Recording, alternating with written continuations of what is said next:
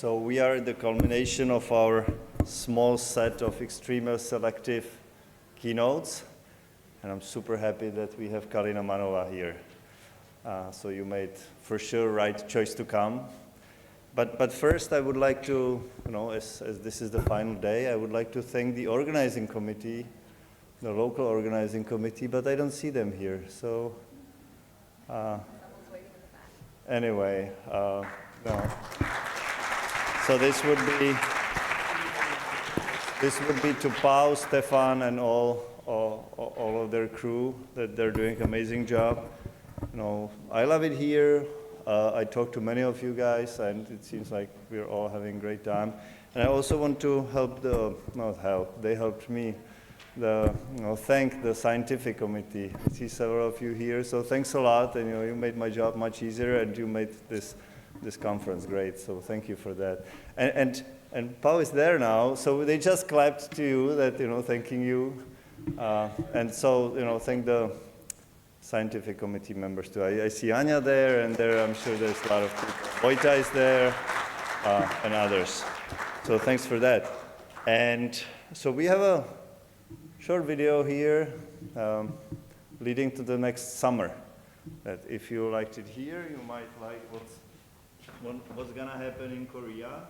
And as I hear from then on, it might get even better that Kalina might organize some of the future conferences. And actually, one of them might be in Prague too, so we'll see.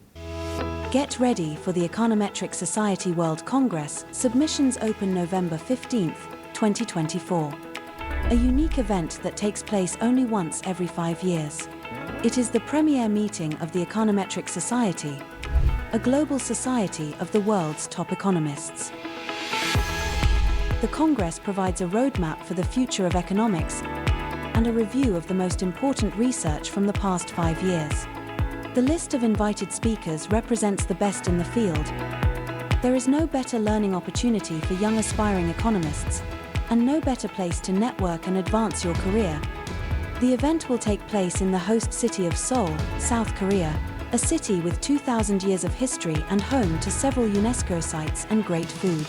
You will be able to experience the old and new in this iconic city. Don't miss the chance to share your research and connect with economists worldwide. Join the best and the brightest in Seoul in 2025. Apply now.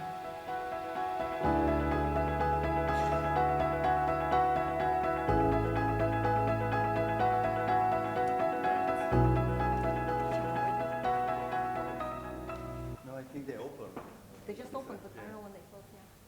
That should be the spring, we can imagine.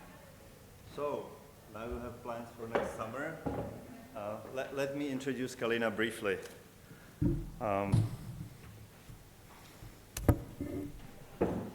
Her first job was at Stanford, then she moved to Oxford, and now she's a professor at UCL. She's a world-leading expert in international trade and innovation. Obviously, she always focuses on extremely important topics, and I would say, the big topics. Big topics meaning the structure of the world economy. She worked on questions such as how financial frictions affect international trade, or, as I said, on innovation, structure of products, on management, even structure of production networks and supply networks. And every time, or most often, she starts with theoretical insight, deep understanding of mechanisms, finds novel data, and this interaction of understanding the mechanisms and the ability to work with great data allows her to derive new empirical insights, quantify important forces, and infer causal properties of some of the most important forces in the global economy. And for that, you see her work in the most impactful journals. I don't even have to name them, but pretty much all of them. She devoted a lot of time to service too. She's done very difficult editorial jobs. She's been a director of one of the leading journals, or director of board. She's been organizing conferences. She actually devoted a lot of time to policy advice too, or policy discussions. So it's amazing the breadth of impact. For that, it's not just the citations that you can see that her work has been followed a lot. She's amassed a lot of important prizes too. Let me just mention the prize for the best European economist under the age of 45, the Irijo Jansen Award. And today, she's gonna talk about global innovation. So thanks a lot for coming, Kalina. Well, thanks, Philip, for the invitation. It's an absolute pleasure to be here. I have been, no need to clap yet. It's an absolute pleasure to be here. I have been organizing sessions for this conference as well as a few others, flagship events in Europe for several years. So it's really a treat to be able to do the plenary with you today. And this was a very, very friendly introduction, I must say. Never been to Mallorca either, so that's an added bonus. I remember last night at dinner, I'm here with my family, and it was genuinely a young economist meeting because my 4-year-old, and then there was another 5-year-old next door, lots of economists at the restaurant. Okay, so what I decided to do today is to give you an overview of a literature in international trade that speaks to the role of globalization for productivity and growth. In some sense, this is going to be a mix. I'll start with some anecdotes and big picture insights. I'll talk about some of the mechanisms that we think matter and are at play. And these are going to be messages that have come out of sort of a large body of work. I've worked on some of these elements of the storyline, and so what I'll do in the second part of the talk is walk you through some of those projects I've been involved with. So that's going to be very impressionistic. Well, just sort of try to show you one paper in one slide and illustrate some of these mechanisms that I mentioned in the beginning. I know a plenary is not very conducive to Q&A, so I should save some time at the end probably. Whatever you prefer. Sure. Okay. Sounds great. And I realize people come from different backgrounds, so this is sort of perfect. I hope that this is going to speak to people from different fields, and you're going to get something interesting and insightful out of it. Okay, so in the 20th century, it was very straightforward to say that trade openness was conducive to growth. So what you see in this figure is a simple correlation across countries. Each dot is a country. On the horizontal axis, you have average annual growth in GDP per capita over this 70, 80-year window.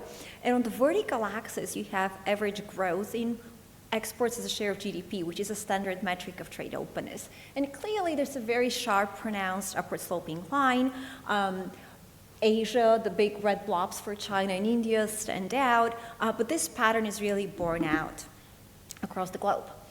The 21st century is all about chips and ships. So there's been a lot of technological transformation. Transportation costs have gone down as a result of that.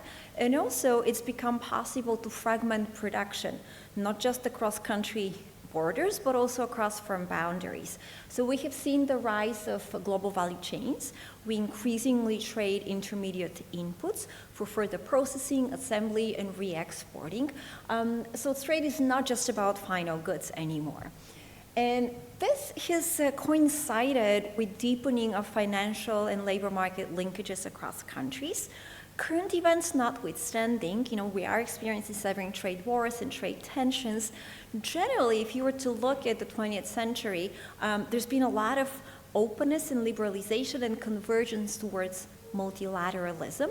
We have hit some roadblocks, perhaps because the low-hanging fruit is gone, and now we're sort of pinning countries with different priorities, different parts of the global value chain, different levels of growth and economic development. We're trying to reach agreements among very distinct partners. And so, the world is at a bit of a stalemate. There are intense policy debates about the impact of globalization. And global cooperation is under fire. When we think about advanced and developing countries, the challenges or the considerations seem to be quite different. So for developed countries in general, there's a consensus that there have been aggregate productivity and welfare gains. The concerns are about the distributional consequences, especially in relationship to trade with less developed economies. In poor economies, the concerns are even more for sort of, if you will, because the process of globalization has not always brought about the aggregate welfare gains or aggregate productivity gains that these countries had hoped for. And this is sort of the backdrop for that is that the institutional environment is very different across countries. There are a lot of asymmetries in contract enforcement or how well capital and labor markets function. So, when we think about globalization today, we need to understand how we are interconnected and interdependent. And these words will probably be associated with some positive and some less positive connotations, but I think they really kind of contain the main message of the nature of globalization. We are interconnected and interdependent. So the interconnected part is just these production networks and global value chains because we're trading inputs for production. And we're interdependent because of shock propagation. So disruptions in one node of that network will have repercussions around the globe, some of them spatial, if you think there's some geographic components, some of it is just simply, the input-output production linkages. So to give you a sense of, the nature of this interconnection and interdependence, let's just look at some stats. So one way to think about the extent of global production interconnection is to think about the product that we're trading. And estimates put this at about 70 to 80% of global trade. So 70 to 80% of global trade flows are intermediates for processing and assembly. You can also think about multinational companies and how they manage operations around the globe. Again, about 70 to 80% of global trade flows are mediated by multinationals. And that combines both intra-firm transactions between two affiliates of the same company that are located in different countries, as well as arm's length transactions. So it could be that a parent is subcontracting production of a certain input to an independent supplier elsewhere. But in some sense, there are still sort of nodes in this important network of linkages. You can also think about the links among individual firms. It's very recent that we're able to think about it because of newly available data. So if you go back, let's say 50 years in time, right, we did not have firm-level trade data. If you go back to, the turn of the century, that's when we started accessing firm-level customs records. So that was really a revolution for the field of international trade. And firm heterogeneity became really, really focal. My husband used to make fun of me for that. He's like, oh, congratulations, you've discovered firms. Yeah, but that was a major transformation in the field. So we're used to now thinking about firms being heterogeneous with respect to some attributes, say productivity, and therefore making endogenously different decisions how they participate in the global economy. Now, in the last, I would say, 5, max 10 years, we're starting to see firm-to-firm linkages in the data. For domestic economists, this comes from VAT records. So any country, and so many countries in the world, almost all countries in the world impose a VAT tax. And that means that in principle, statistical agencies or tax services agencies, right, have information on firm-to-firm transactions. It's just that they were not kept track of in the past, certainly not digitized, certainly not made available to scholars, but this is increasingly possible. And that allows you to piece together the domestic network. Customs records increasingly have information on the identity of foreign buyers and suppliers. And again, this was not digitized, this was not made available until recently. But now that we start using that kind of information, there's a lot to learn. Perhaps not surprisingly, we see that these networks are very, very sparse and highly concentrated. There's a lot of skewness. So a few firms maintain lots of connections with many buyers, many suppliers, and therefore they're quite critical in the network. If a shock hits them, they'll probably have a bigger effect. And many other firms are sort of in the periphery, much less connected. Those tend to be the smaller, less productive firms. So this heterogeneity has triggered a lot of interest in the recent trade literature. What you see on the right-hand side of this slide is another metric of the extent to which we're interconnected and interdependent. It's data that the World Bank put together for their 2020 World Development Report, and I think it uses data for, say, like 2015. it tries to assess, what percent of goods by value cross multiple borders before they reach the final consumer. So that's another way of thinking of trade and intermediates and networks. And you can see that that share has been trending upwards from about a third to now more than half. I need to bring this closer because I'm blind. Okay, so that's sort of quite simplistic. There's a lot of heterogeneity across countries and across firms. So let's try to unpack that a little bit. This map of the world comes from the same World Bank Development Report, so about a few years old, but I don't think things have changed that much. It is a bit of a simplification because it's going to give one color, one category to each country. Of course, it's going to mask a lot of heterogeneity. But if we are looking for that kind of synthesis of who's where in the world, this is it. And so in orange are the countries that are involved in global production networks with commodities, and a little bit, so not all in, okay? So, Russia is there, Australia is there, part of South America is there, the coast. Dark red are countries that are heavily engaged in global value chains with commodities. So a lot of Africa is in that category. Light and middle blue, right, and kind of mid-blue, are countries doing a little bit of manufacturing and a lot of manufacturing in these global production networks. And China, is a classic example of factory China. And then dark blue are the countries that sort of specialize in innovation.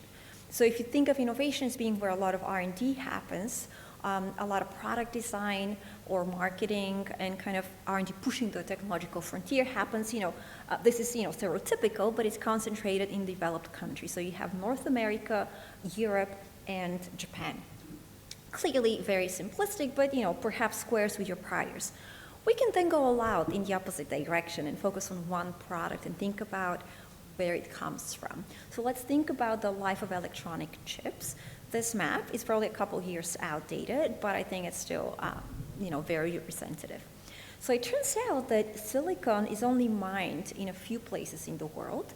I actually don't know if that's because it's not available elsewhere or because the mining technology is, difficult, costly, it requires a lot of complementary human capital, for example, so in principle it could be elsewhere in the future, right? But for now, it's kind of interesting to note, and for those of you into geopolitics, it's kind of interesting where those three hot zones are. What I was also surprised to learn is that you get a lot of concentration at the next node. So this is called the silicon purification stage, and that's entirely done in Germany. I was shocked, okay? So if you think about bottlenecks, that's quite something. Then the next step is producing wafers, which are like little motherboards of chips. That's quite dispersed. In fairly advanced economies, Korea is active as well, so you have a few of these East Asian tigers. And finally, everything kind of goes back to Southeast Asia for chip assembly. That's probably less surprising to all of us. But this one product shows you the complexity of these global production networks. Okay, I've been talking about the structure of global trade. Let's also think about innovation. So in the 20th century, we were used to thinking of innovation happening in the developed West. We're pushing the global technological frontier. A lot of that activity was being done by multinational companies, even though they maintain global production activities. In the 20th century, they largely concentrated their innovation activities at headquarters at home. So if you think of the US, Germany, and Japan as the three biggest outward FDI countries, they were the ones doing a lot of R&D, but at home. Increasingly, in the 21st century, we're seeing a reorganization of this global innovation map. So it's still true that most innovation happens in the West. It's still true that most innovation is done by multinationals. But increasingly, you see innovation activity in the South as well. And some of that is done by affiliates of these multinationals in the South, global South speaking. And some of that innovation activity is genuinely done by pioneer firms in those less developed economies. So it's going to be very few of them, but they're clearly capable of doing that in terms of human capital. And so we have this opportunity for developing countries not just to catch up to the rich West, but also potentially to leapfrog and compete with the best of them in expanding the global innovation frontier. And nothing like an anecdote. So, AI-enabled cars or autonomous driving cars, let's stay away from AI for a second. Autonomous driving cars was sort of like the next frontier. And in 2020, in the summer of 2020, at the peak of the pandemic, AutoX, the Chinese car company, actually launched their first robotaxis in San Francisco, essentially beating the American competitor to the punch. So Waymo came only a year later. So that's quite something. I remember last time I was in China I was there a couple weeks ago, but like before the pandemic in 2019, they took us I was in Shenzhen, and they took us to one of these high-tech developments. We visited one of these companies working on AI cars, and it was fascinating because the CEO was very upfront, very open. Basically, roughly speaking, they had like 100 people in Shenzhen, about 25 in Palo Alto, California. All of their staff had worked in the US and were largely trained in the US, and he was very upfront. So basically he said, this is the business model. We still maintain a Palo Alto office, both to kind of keep up with the knowledge frontier, but also to keep poaching talent. And this is not kind of developing in isolation. I believe at the time there were about 4 or 5 such AI car companies in China. They were not directly being subsidized by the government, but China had this program on 10,000 talents, is what they called it, which made it very attractive for foreign educated Chinese to come back to China. They essentially would give them sort of salary top-ups and whatnot. So that sort of describes one model in which innovation and entrepreneurship can actually take place even in developing countries. Okay, so what I've done is kind of give you a map of the world in terms of trade, and I've teased you with some anecdotes on innovation. I now want to be a little bit more systematic. So 2 slides, but very dense slides in a way, where I kind of want to digest a lot of messages coming out of this literature on trade and growth. And after that, I'm going to launch into my impressionistic illustration of these mechanisms with kind of 1 slide per paper, okay? So 2 dense slides. So how is it that globalization can shape global growth as well as inequality across countries? Well, I want to focus on this key feature of globalization, which is production fragmentation. We want to bear that in mind. Globalization can put firms on a steeper growth path, but that's for 2 very different reasons. Oftentimes, we say that, trade makes firms more productive, and we kind of mix several different mechanisms. I want us to be very clear about what they are. So the way I want to organize is to say, first, if you're part of a global production network, you can improve your firm's performance without actually changing your own productivity process. And then second, and separate from that, by virtue of interacting with global buyers and suppliers, you might actually become better yourself. So you can genuinely improve your own productivity. If you think about it as a production function, that helps you. I want to make a distinction between TFP and other stuff that's complementary. So when I talk about firm performance, it's going to be a combination of all of these things. But I don't want to mix them up. I kind of always get very upset when people say the firm becomes more productive because it's getting inputs more cheaply. No, its input costs are going down. The firm and what it does in-house is not any more productive. It's just these things are complementary and its performance improves. So let's kind of break this down. So why can you improve your performance without changing what you do? So the first thing is that if you have access to imported inputs, you may be able to produce different things than you couldn't otherwise. So simply put, some inputs are just not available locally. Okay, think about silicon, for example. You might be able to access inputs at a lower cost or higher quality products where the quality adjusted price is just going to be lower. So that's going to reduce your input costs. It might allow you to produce at a higher quality level and therefore improve firm performance and market share. Sorry. You might benefit from scale economies. If you open up to a bigger export market, you can produce on a larger scale. If there's some fixed cost in production, you end up with a lower average cost. You can price more attractively and generate higher revenues and profits that way. If you think about import competition, it might actually act in reverse because if you open up to import competition, your domestic market share might go down, and therefore you lose some of the economies of scale that you had coming out of the domestic market. Now, if you're a purist and you think about bilateral symmetric trade liberalization, and you put those two forces together, then on net, the firms that do survive will end up benefiting from more economies of scale and do better. Okay, the dimension that most people are probably interested in is how you can improve productivity or the growth process by interacting with foreign buyers and suppliers. So let's think about that. Lots of mechanisms here, and I would say some of them are better understood and sort of document and quantified in the data than others. Okay, so there's a lot of scope for future work, I think, in this area, and it's also most policy relevant. If you think about innovation activities, they're clearly very high economies of scale activities. You have massive R&D investment costs. A lot of it is sunk, so it's upfront, and it takes years until you can kind of recoup profits on that investment if it is at all successful. Some of it is sort of trial and error. When we think about the global innovation frontier, we care about innovation at the frontier. When we think about the firm performance or even a country's overall growth process, in some sense we care less about where the frontier is. So from the firm's perspective, you might be just catching up to the frontier, but that's making you better. Or the country as a whole might be catching up to some global frontier, and that's generating economic growth. So there's some subtleties there, depending on what you're after, global welfare and global innovation, or sort of improvement at the firm or country level. Either way, if you liberalize access to a bigger export market, again, economies of scale might kick in, dynamic economies of scale in this case because of the sunk innovation cost, and you might see more innovation and adoption activity. Some people like the concept of technological upgrading to kind of summarize both innovation and adoption.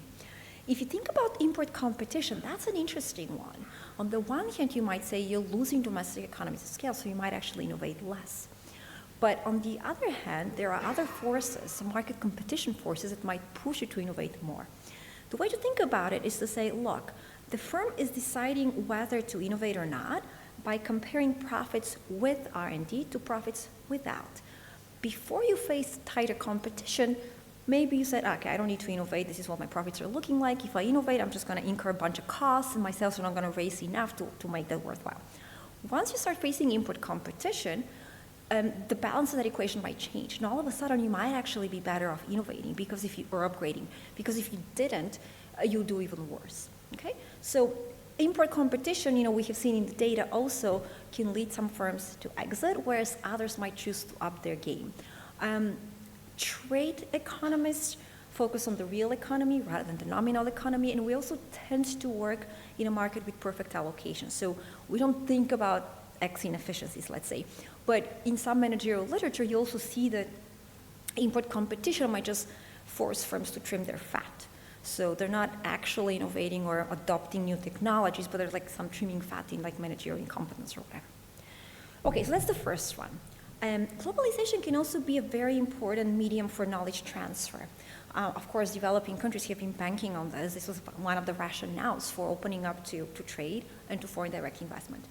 Some of this knowledge transfer might be active, especially if it's like a multinational parent transferring know-how to a local affiliate or an independent supplier. They care about having a high quality input, reliable production of that input, so they want to actually train that foreign supplier even if they're not part of the company.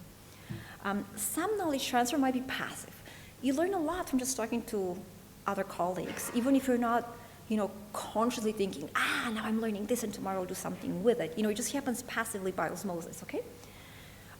This kind of know-how can be about the production process, how you make a widget or you make it more efficiently, maybe improve your management practices so that you have fewer quality defects or something like that. It could be that there's know-how transfer about market expertise. So it could be on the production side or it could be on the sales side. And when I talk about market expertise, this is not just the marketing campaign, advertising the product once you have it, but also designing the right product or customizing that product for the consumer base. So, there might be differences in consumer preferences or product regulations across countries. And so as you interact with foreign parties, foreign buyers and suppliers, you kind of learn about those market attributes.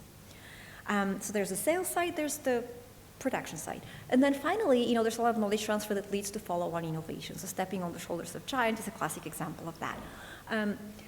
I mentioned multinationals, so let me maybe give you an anecdote here. I'm a chocoholic, I accept.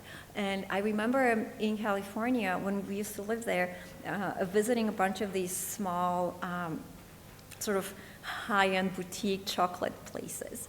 And it was very interesting because this one place was working directly with the cocoa producers in South America, and they were essentially improving their production process in very simple ways. So apparently, you have to dry the cocoa beans in a particular way. They used to put them on a massive pile on the ground, and you know exactly what's going to happen. The cocoa beans are not going to dry consistently. The outside pile will be dry, the inner pile will be moist, right? And that apparently really changes the taste and the texture. It's all about the crystals of the chocolate, apparently. You don't get the snap. And so they were trading them like with a very simple solution, just kind of build these, it looks like stairs, or you can look at shelves. And on each level, just kind of essentially dry one layer of beans at a time to achieve consistency. It's simple as that, but it dramatically changes the outcome of the product, in this case, the quality of the product. So when we think about production chains and fragmentation of production, there may be some additional forces at play. This is where the literature has a long way to go. I think it's a very exciting avenue for future research. So how is it that fragmenting supply chains or interacting in a network changes the nature of what each individual firm does?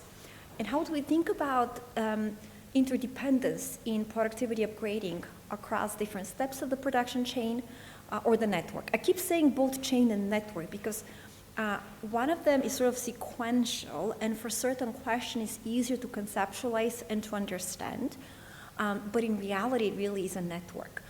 And for some products, things might look more sequential. For other goods, they look more like a network. So I'm not convinced that, for some properties, if you care about value added, for example, it doesn't really matter. These things apparently are isomorphic. But for other things, if you think about these innovation synergies, if you think about bargaining and so on along the supply chain versus in a network, things might look very different. Finally, multinationals, I kind of anticipated that a little bit, but just for completeness sake, we're used to thinking of multinationals as managing global production operations. Increasingly, they're conducting R&D abroad as well. And I think there's a lot to learn about why and how they do that, and what are the potential spillovers to local domestic firms or throughout the network of the multinational affiliates. So if you innovate here, what happens to productivity and innovation elsewhere within the multinational company? So I'll come back to that towards the end of the talk as well. Okay, so there are a bunch of opportunities for growth and productivity upgrading that globalization might make possible or easier, okay? What are some of the challenges to seizing these opportunities? Well, at a minimum, you need knowledge of the global value chain and how to participate in the network, or you need knowledge of the technological frontier. Once you know about it, then you have to be capable to actually do it. And so you have to participate in the network or innovate. That might take some human capital or managerial competence. And finally, you know about it, you're capable of doing it, but whether or not you do it depends on whether you have the right incentives to do it. So that's the classic cost-benefit analysis we're used to thinking about. So if you think about the cost of participating in the value chain or of innovating, right, they're the R&D costs. And participating in the value chain is extremely challenging. So increasingly, this literature on production networks that capitalize on firm-to-firm VAT records or customs records finds that they're really big matching costs. Searching costs, matching costs, transaction costs. They're not very well understood, they're poorly understood. So it's a bit of a black box in our framework so far, but I think they're quite important to unpack, and that's again another interesting avenue for future work. Then sort of beyond matching with partners, there's the actual cost of your inputs. Part of that is the marginal cost of the supplier. Part of that is the cost of distribution. And here, I think there's a lot to learn as well. So if you think about shipping, or if you think about land transport, the IO literature is focused on examining some of those markets. And I think there's a lot of scope for more sort of contact between these fields. And we're seeing sort of a growing body of work that thinks about that kind of transportation services enabling trading goods and so on. In terms of the benefits of plugging yourself into the value chain or of innovating, it's going to depend on the market structure in some sense.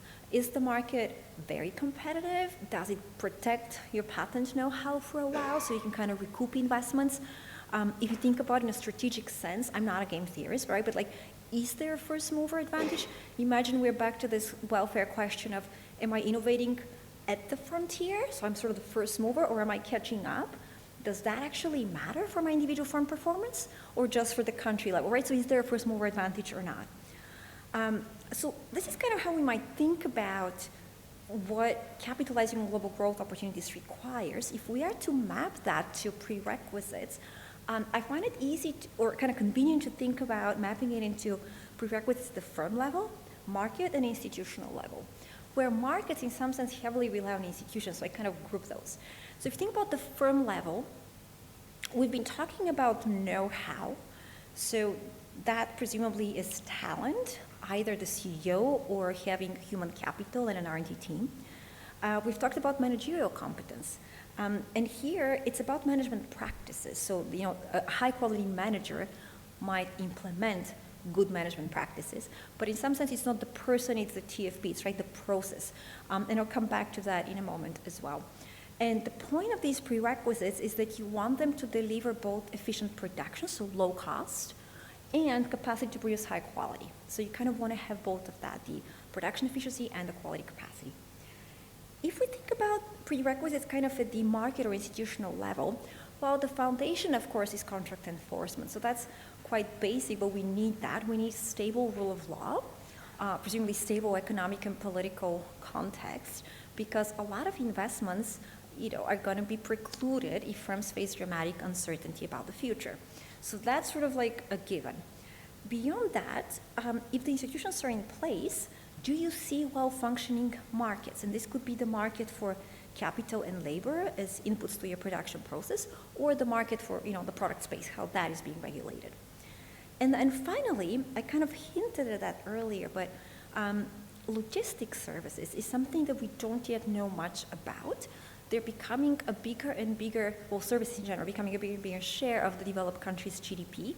Historically, we have had less data on trading services because whatever crosses the border physically gets counted or tariff, imposed on it, whereas services don't get treated that way. But for countries like the UK, where I'm based, like about half, a little over half of total trade flows are in services. And some of that is going to be enabling trade in manufactured goods. So when we talk about global value chains and fragmentation of production, we tend to think about manufacturing, although some of that fragmentation actually includes services. So if you think about product design and R&D in one country, the US, manufacturing inputs in another country, like China, manufacturing some high-end inputs in a third country like South Korea and, Japan, everything gets assembled somewhere cheap, maybe Vietnam or whatever, right? So we tend to think of it that way, but there are also these logistics services that grease the wheels of this trade in manufacturing. And that is partly the shipping, but also intermediaries that might be doing some of that matchmaking or helping with some of the contracting among buyers and suppliers. Some East Asian economies are specialized in being entrepot countries, right? So their job is essentially in handling some of the institutional frictions that arise when you're transacting across the border. So I've allowed myself to kind of go slowly through these messages emerging from this literature to give you an overview of different potential mechanisms, some better understood than others. And what I want to do next is kind of slow down and go one project at a time, much more narrow in focus in a way, but to hopefully illustrate some of these messages very concretely.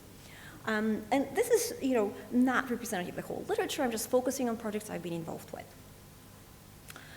And here for me, it's easy to kind of slow down or speed up. And I want to make sure I save some time for Q&A at the end. So, no rush. I'm happy to make the slides available. If I don't cover everything, it doesn't matter.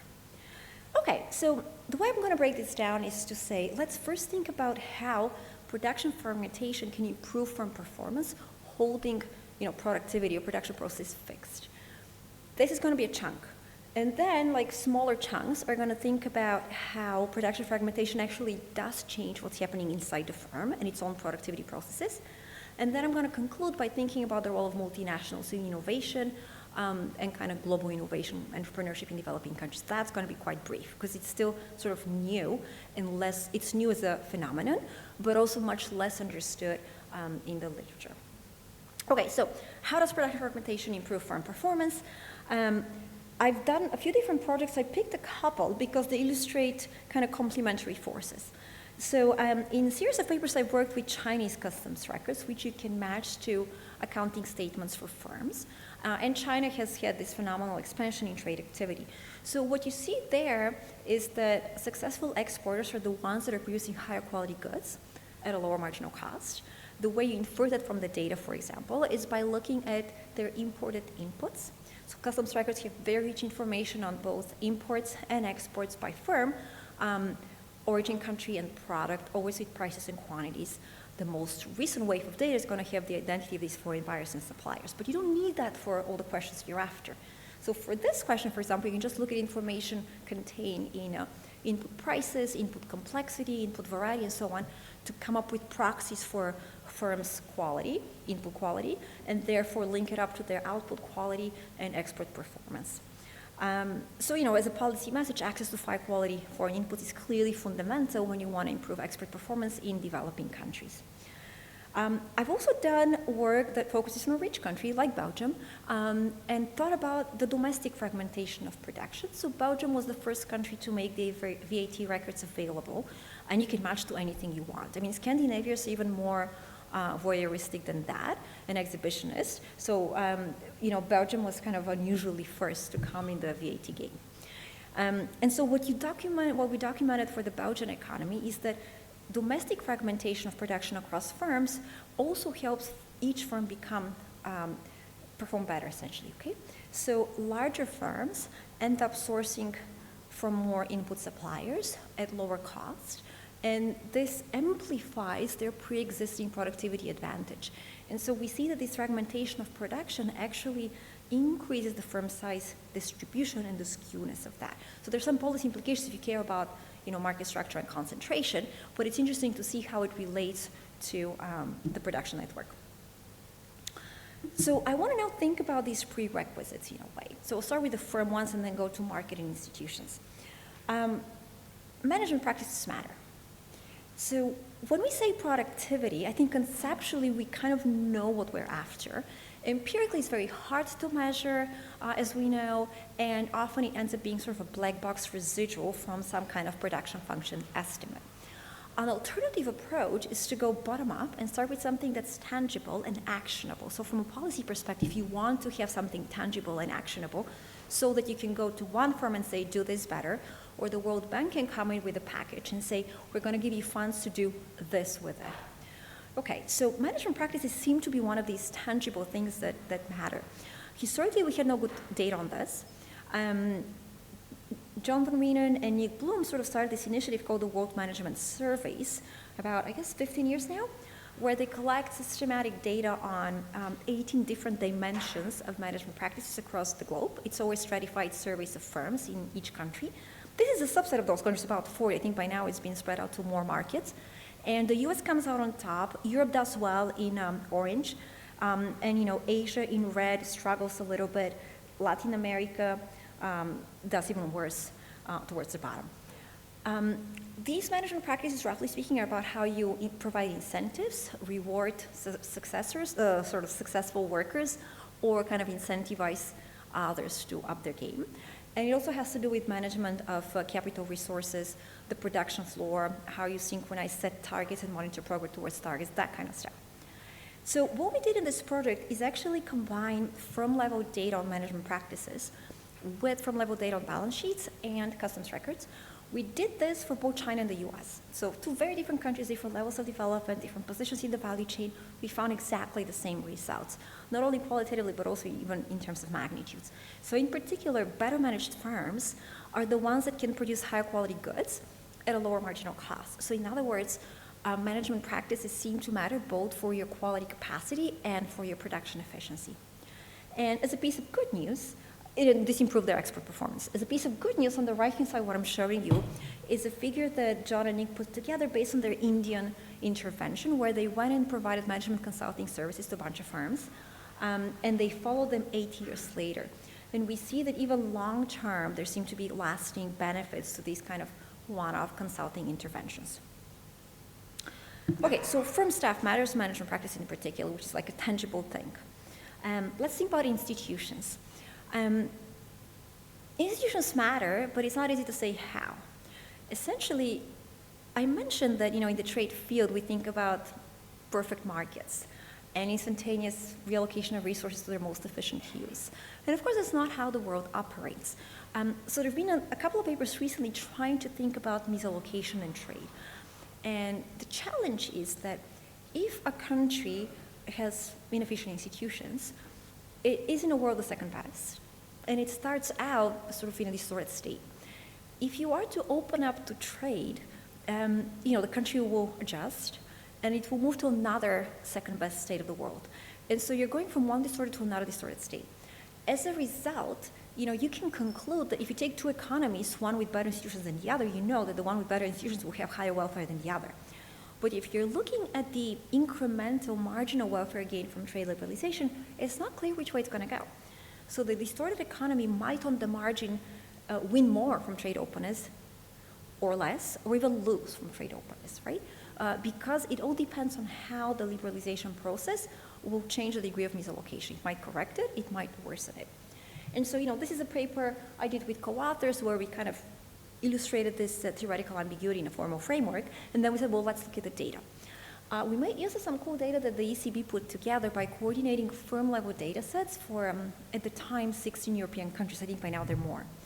And so each European country has, very detailed firm-level balance sheets from the statistical agency. They're not willing to share the firm-level data, but essentially there was this effort to standardize variable construction and aggregation such that you can share data at the country sector level over time. And with that kind of panel data, and I'll spare you the details, standard IV of, Bardic shift shares of for export demand and import competition, that's not the contribution here. But with that kind of data, we wanted to ask over a 20-year period, did European countries that saw more improvement in import competition or export expansion, did they experience higher growth? And so what I'm showing you here is 5 different regressions where the left-hand side outcome variable is a measure of aggregate productivity in a given sector. If you just run those regressions, you see that both export access and import competition increase aggregate growth at this country sector level.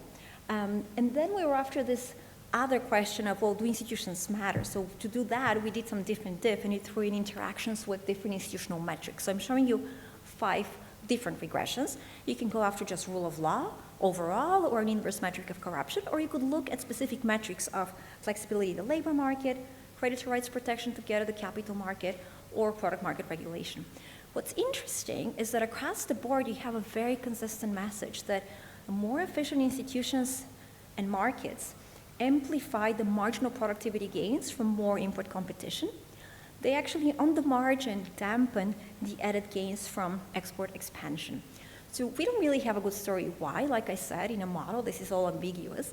My hunch is that there's this asymmetry between export access as being you're expanding activity, whereas import competition is you're contracting. So it seems like in response to an export growth opportunity, you get less cleansing of the bad firms, whereas in response to import competition, you cleanse out some of the pre-existing misallocation, and on the margin, you end up with higher productivity gains. But that's just speculative.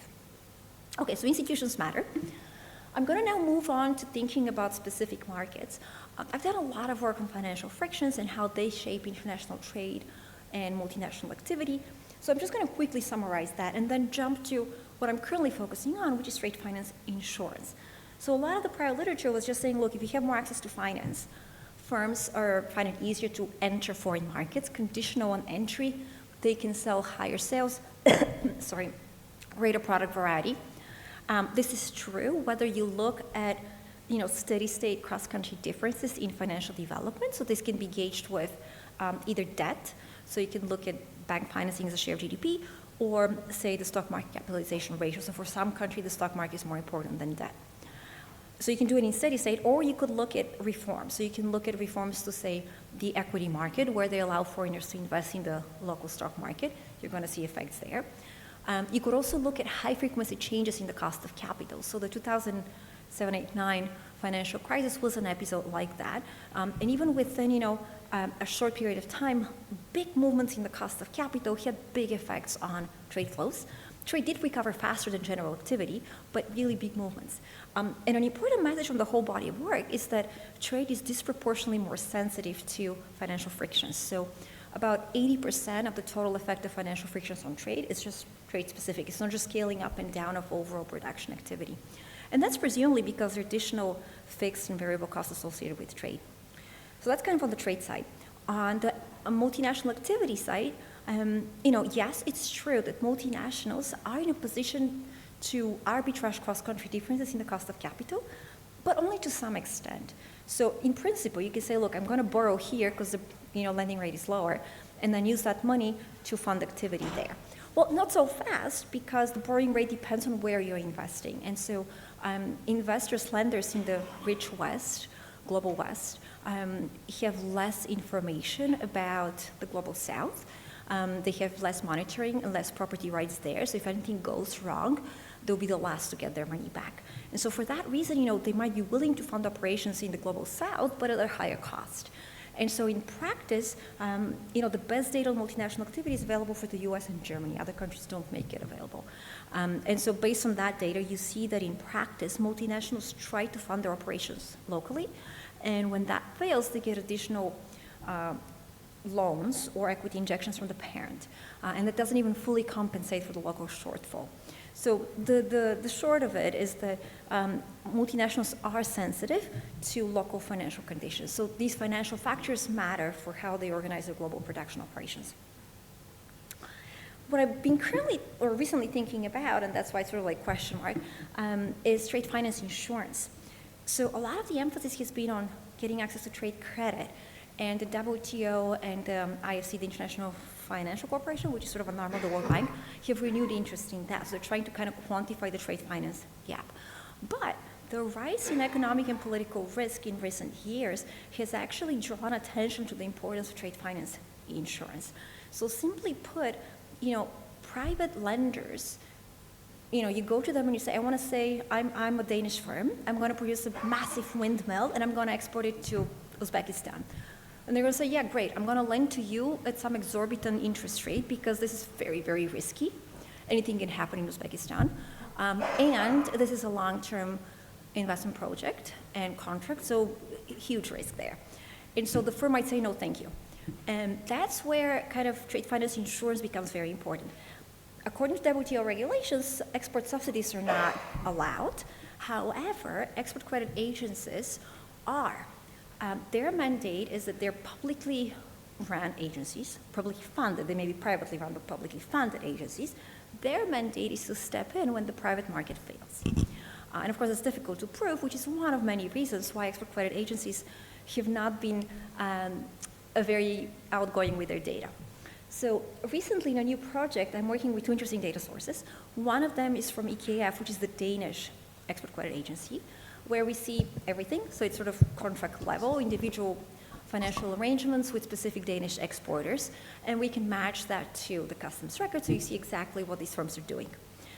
And then we get more aggregate data from the Berne Union. This is the union of export finance insurers around the globe, the vast majority of which are export credit agencies, but they're also the big 12 private export credit insurers. And so this is still in progress, but I wanted to kind of share our two messages coming out of this. So the first one is that firms need more insurance when they're exporting to risky markets.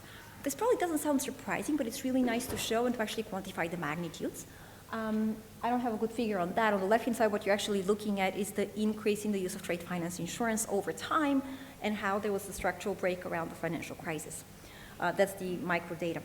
On the right-hand side, what I'm showing you is something we're doing with the Berne Union data, where we're looking at the composition of total trade finance insurance. How much of that is provided by these private insurers? How much of that is coming from the export credit agencies? One of the rationales for looking at that question was to see whether the ECAs follow their mandate of stepping in when the private sector fails. And what we do is we rank destinations according to one risk metric that comes out of the OECD. And what you're seeing is that for riskier destinations, you see less and less private insurance and more of these public export credit agencies, which is kind of consistent with our prior that that's where the market would fail. Okay, so I've talked about institutions. I've talked about specifically the financial market. I want to talk about the market structure. Market competition matters. So you can think of that either as industrial policy, product regulation, that kind of notion of market competition, either from entry or actually interaction in the product space that regulators can manage. Here we're looking at how the market structure upstream in a production chain affects firm outcomes downstream. The empirical context is looking at China, which joined WTO at the turn of the century, and there was dramatic expansion in firm entry into exporting. And we're looking at how that affected the sourcing, input sourcing behavior firms downstream in two countries for which we have great data. So we have Chile and France. Obviously cool that they're poorer and richer countries, different segments of the value chain. In the case of Chile, we also have information on the identity of foreign suppliers, so we can do a bit more. So there's a formal model showing that, when the market structure upstream is very concentrated, firms downstream end up paying higher prices. And essentially, when a downstream buyer matches with more suppliers, it induces tougher competition among them, and each one of them is going to set a lower markup. So there are these pro-competitive gains of upstream entry for the firms downstream that are big enough to make use of that. And so in the data, what we see is that as a firm adds more suppliers over time, it starts paying lower and lower input costs, input prices. Conversely, from the perspective of the foreign supplier, we see price discrimination across buyers. So the same Chinese supplier is going to charge different downstream Chilean firm a different price. And that correlates very systematically with essentially how many suppliers this downstream firm has. So it's consistent with this story of oligopolistic competition upstream and the effects on sourcing outcomes downstream. The figures on the left-hand side just have a histogram showing that for more than half of all 6 or 8-digit HS products, I forget, you get fewer than 5 suppliers from China. So really it is not a very competitive market to begin with, and that it becomes more competitive over time. And on the right-hand side, it's a bin scatter plot of Chilean firms, 20 bins. On the horizontal axis, we have ordered them by number of Chinese suppliers. This is always by product. And on the vertical axis, you see the average price they're paying. So it's just a bin scatter that, is consistent with the regression analysis I was summarizing before. So the firms that are more diversified end up paying lower input prices. And the last one on this segment is market makers matter, but I'm going to skip this one in the interest of time. The takeaway is intermediaries matter. When they're matching cost in firm-to-firm interactions, wholesalers can improve, can widen and deepen production networks. Okay, so I've talked about how production fragmentation can change firm performance without changing what's happening within the firm. I want to now briefly think about that technological change inside the firm. And some of this is work in progress. So one way to think about that is how many segments of the supply chain you span. With co-authors, we studied the Chinese experience, where for each firm, we know the universe of its imported inputs, so we can characterize them as being more upstream or less upstream. And we also see what they export, which again, you can kind of characterize. There's some input-output data that allows you to classify that.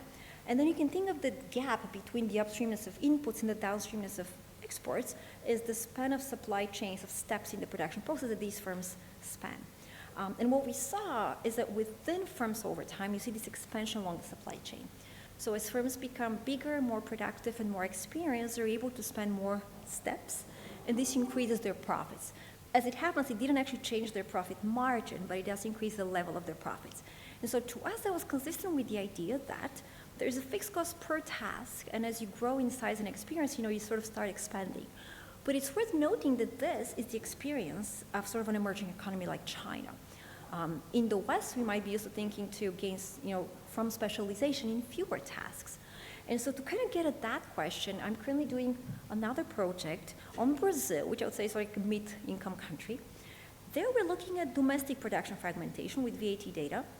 The advantage of working with the Brazilian data is that you also have information on employer-employee matches. So you can really piece together for each firm what people it hires, you have skill and occupation, whatever, what inputs it buys, and from what suppliers. So you know who those suppliers are and their employment.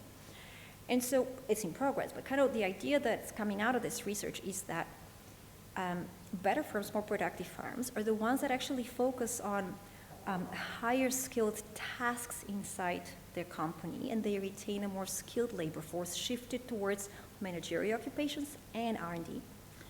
And they kind of outsource to specialized domestic suppliers the less complex tasks. And so we're trying to understand what this matters. This is domestic fragmentation rather than international, but that's kind of the direction we're after. How does the set of tasks in-house relate to your input purchases and to overall firm performance? It might have interesting implications for the labor share as well. There's been this decline in the labor share as production fragmentation has increased. So there may be something to do with this reorganization of the production processes and the bargaining power of the firms and the workers. So I'm going to end by thinking about multinationals. Multinationals still lead the technological frontier, but they no longer lead from home. These are a couple of anecdotes. This is going to be a project working with German data. So like I said, the US and Germany are the two of the biggest outbound FDI origins. And they have really great data on their multinationals. So I want to give you a couple of anecdotes on German multinationals. Mercedes-Benz opened an R&D lab in Seattle. This was the first time they left Germany. And it's a big one to do with cloud computing, digital services. But at the same time, this is, I think, 5 years ago, 2018, 2019, BMW opened a major R&D facility in Shanghai, in China. And they had been doing production there for a while, but now they also set up a big R&D hub, and they're not doing trivial stuff. They're also going after product development and then automation and digital services. So this is kind of interesting. And so we wanted to understand to what extent multinationals are increasingly managing not just complex production networks, but also kind of global innovation. The backdrop is policy concern. So in developing countries, you're saying, yeah, please come and give me knowledge transfers. And you might debate, how much of that is institutionally regulated, China and so on. Trump is going to tell you that, whatever. But from the perspective of developed countries, there are some concerns. So in Germany, apparently the policy debate was, wow, all these firms innovating abroad. Is that offshoring innovation? In other words, is it taking it away from Germany and relocating it elsewhere? And if so, is the country losing because we're missing out on local externalities from innovation and so on? So that was kind of the policy backdrop. And I think we have a relatively rosy message here. So the takeaway will be that there's synergy and innovation across countries. So not to worry, this is a good thing. So with the German multinational data, I need to wrap up soon, so this is going to be the last stuff I show you. We have kind of the map of where all the affiliates are in each country, and we match this data to PatStat, which has information on patents. And we look at all the patents that the German firms are filing. For each patent, you know where it was invented. You have the location of the inventors. And that's how we can identify innovation that happens abroad, in countries with an affiliate or even without. And the first question we were after is to understand, well, where do German firms innovate? This is a scatter plot. Each dot is a country. And on the horizontal axis, they're ordered by GDP per capita. On the vertical axis, by number of patents originating from that country by German multinationals. And so what you see is that, of course, they're most likely to innovate in Germany. The top 5 hubs outside of Germany are the US, Austria, France, Switzerland, and the UK. So you might say, okay, they're close by and they're all developed countries. But China and India are in the top 15. And if you look across the scatter plot, there's clearly a lot of innovation, a lot of patents being invented by German multinationals in a lot poorer countries. You can also use data from PatStat to construct a metric of comparative advantage in innovation across countries. So in trade, we do this by just looking at revealed comparative advantage with trade flows. If I export more in such and such product compared to you, then I probably have a comparative advantage in that. You can do kind of the same with patents. Patents can be classified in technology areas. And just as a sanity check, those metrics of innovation comparative advantage makes sense. So, in the US, you get a lot of medical technology and IT. In Switzerland, you get, drugs and precision instruments. Sorry, I meant pharmaceuticals, drugs. Okay, so then we write down this model where firms are making these joint decisions, where to produce, where to innovate. And a main takeaway is that there's synergies in innovation across the globe. There are complementarities. And so it's not either or, it's both. And the firms that innovate abroad also innovate at home. It's never an offshore R&D. It's actually in addition to what they're doing at home. So about 60%, 57% of all German multinationals innovate patents only at home, 7% at home, and in another country where they have a production affiliate, so what we call co-located, 70% at home, and in a country without an affiliate, which is kind of interesting. And then a good chunk of 16% in all three types of locations. So it really is broadening the global map of innovation. So we end up linking that geographic decision to the nature of R&D, where from the patent information you can classify patents as being basic or applied R&D. And if, this is going to be a gross simplification given the variation in the data, but one way to think about this is that if you're going to do basic R&D, it's kind of fundamental, you go where they're best. So you're going to go to Switzerland, you're going to go to the US, you're going to pay the price for it, but they're really good at it. Whereas if you're doing applied R&D, there are a lot of synergies in co-locating applied R&D with production because the plant manager can talk to the technician and say, hey, I have a problem with this, can you do something about it? And once they do, they're like, okay, let's do the better run. The implementation is going to be faster. So these kind of co-location synergies are there for applied R&D. So applied R&D is more likely to be in kind of developing countries where you also locate cheap production. Okay, so I'm going to stop here. Welcome questions. I am perhaps naive, but I'm the perennial optimist, so I will leave you on a positive note that I think there are a lot of merits to multilateralism. As a world, we're facing global challenges. I've talked about growth, but then there's like growth plus, plus, plus. So there's equality, there's resilience in terms of stable growth, and then there's sustainability in terms of like climate and social cohesion. And so because we're facing these complex challenges, and they're global, we need global action, and we need broad action to address different challenges. So that's kind of why I think there's a lot of scope for multilateralism. And looking beyond tariff liberalization, I think that's a very narrow way of thinking about global cooperation. So let me stop here, and thank you.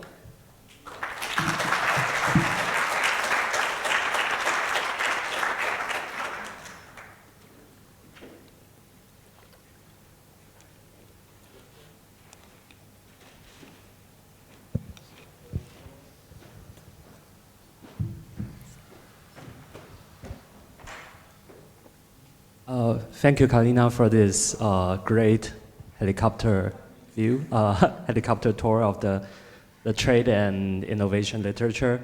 So I also have a big picture question on how you think about this relationship between trade and FDIs, in particular in developing countries. So we know that more productive firms in developing countries are mostly foreign-owned.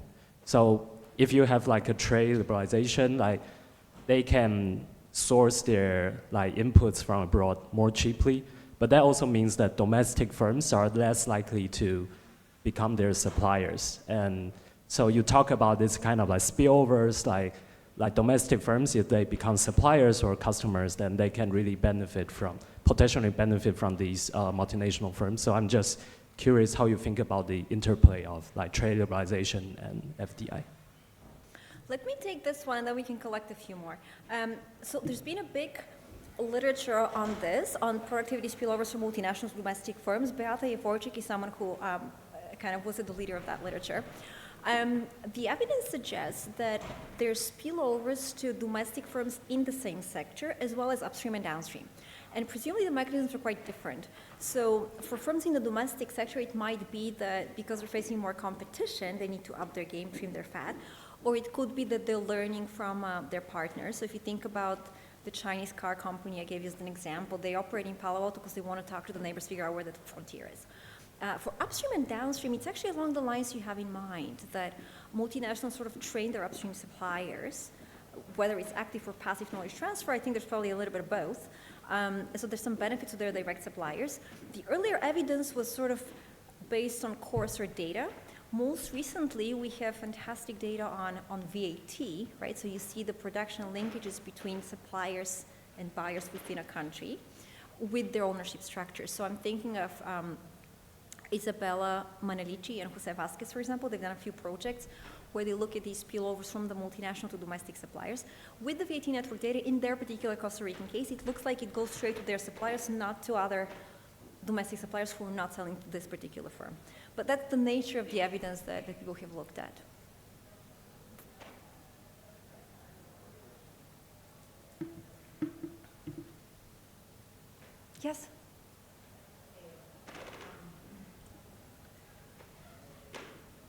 And in this process, do you have any paper that is about the opposite of the increase in fragmentation, that is the recent debate about reshoring or fragmentation coming into a halt, and how is this going to affect to the type of stages of the global production chains that companies are thinking in recovering back to the home countries, and how this can affect maybe some initially offshoring destinies? I'm really glad you asked. I think this is a super direction for future work. Both the kind of like reshoring or friendshoring, and there's the distinction of like you're moving to another country as opposed to moving it back home. I think it's too early to tell.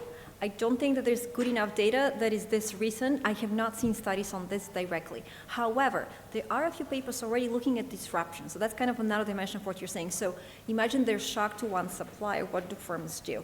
The quick takeaway is that I think the nature of the shock really matters. And it might surprise you in what way. So I think there's a lot to understand. So for example, a few years ago, there was the Japanese tsunami, right? Toyota US stopped producing for 3 months. That's it. Because it just waited for its suppliers in Japan to come back online. It did not find new suppliers. So there was a disruption, but it was very short-lived, and then boom, back to normal. Then, more recently, right, with the other tsunami event, I'm getting confused. More recently was a paper on the same event, looking at how domestic firms re-optimized. And what was very surprising to me is that domestic Japanese producers diversified in the sense that they added more suppliers, but geographically they're concentrated. So then you ask yourself, well, what the hell? Like, do you think that going forward, IID shocks are more important than systemic shocks? So I think a big part of this answer will be, what is the cost shock structure? And we don't know that. So in the last few years, this year I have a fantastic student on the market, Oscar Pereiro, hire him. He's working on supply chain resilience, but he's focusing on IID shocks. And I think I've seen a number of papers that think about IID shocks. If shocks become correlated across space or over time, I think the prescriptions for how firms achieve a sustainable supply chain will change. And that's why I think research needs to evaluate with historic data what has been the effect of different kinds of shocks. But also, if you want to be prescriptive going forward, either as a firm making decision or sort of as a policymaker, is there a market failure, right? My gut feeling would be that it's going to be hard to predict because you don't know what the future shock structure will be. But to the extent that there's any policy prediction, I think we're on safe ground as economists to say that if there's a market failure, step in. A market failure is more likely if it's a systemic shock. So kind of my gut feeling is that we should have some form of public insurance for, crises or climate events that are spatially correlated. But for IID stuff, I'm less convinced we need government intervention. Thank And you. I'm leaving geopolitics aside. I grew up in Bulgaria. I'm traumatized by conspiracy theories. I don't like to think about geopolitics. I don't think I can tell you anything you haven't yet heard from the press. Thank you very much.